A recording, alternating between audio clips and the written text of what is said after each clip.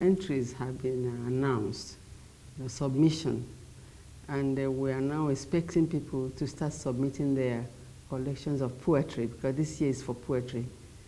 And a panel of judges has also been raised, so the judges are ready to start working anytime the entry closes on 8 April.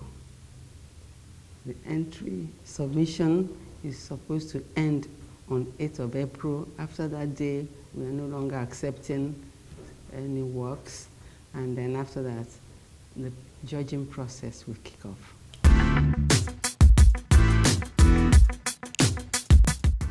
This year is poetry, and we accept only works of poetry published between January 2018 to this year, 2022, when the entry closes.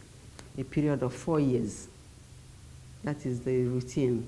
You see, the prize rotates among 4 genres: prose, poetry, drama, and children's literature. And this year is poetry. Last year was prose. So we only accept works of poetry this year. And they have to be published between 2018 and 2022.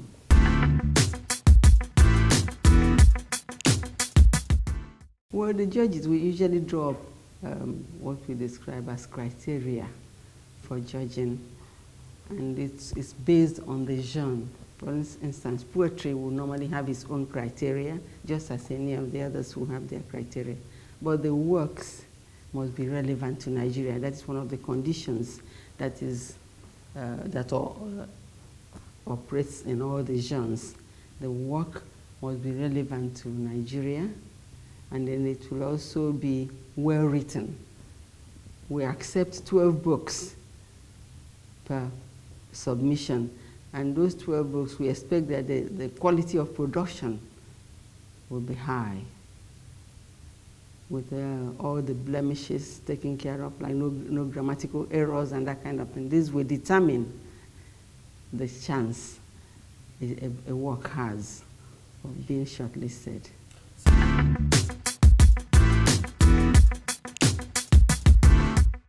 Well, we want our people to know that literature is very important in their lives. You see, literature, writing, books, literature books, they enrich our lives more than any other subject, in the sense that literature explores human experience.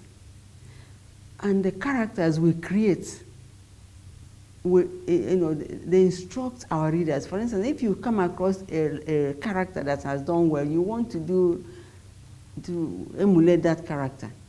So literature, that is why literature is so important. It teaches you about life. It teaches you about life even more than psychology can, because when you read about people in the book, you learn so much from them. For instance, if a character in the book does something that is wrong, that destroys that character, if you're wise, you will try not to do that kind of thing if you read the book.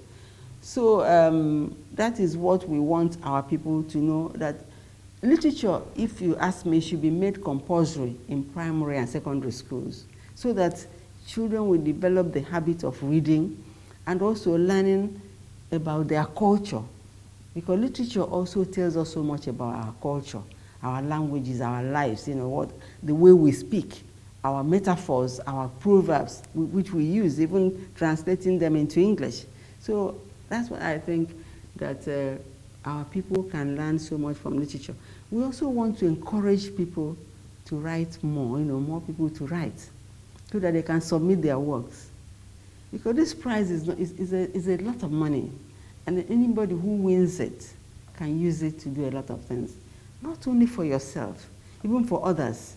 For instance, 1 or 2 of the past winners have established foundations, or creative writing hubs to help to groom younger writers.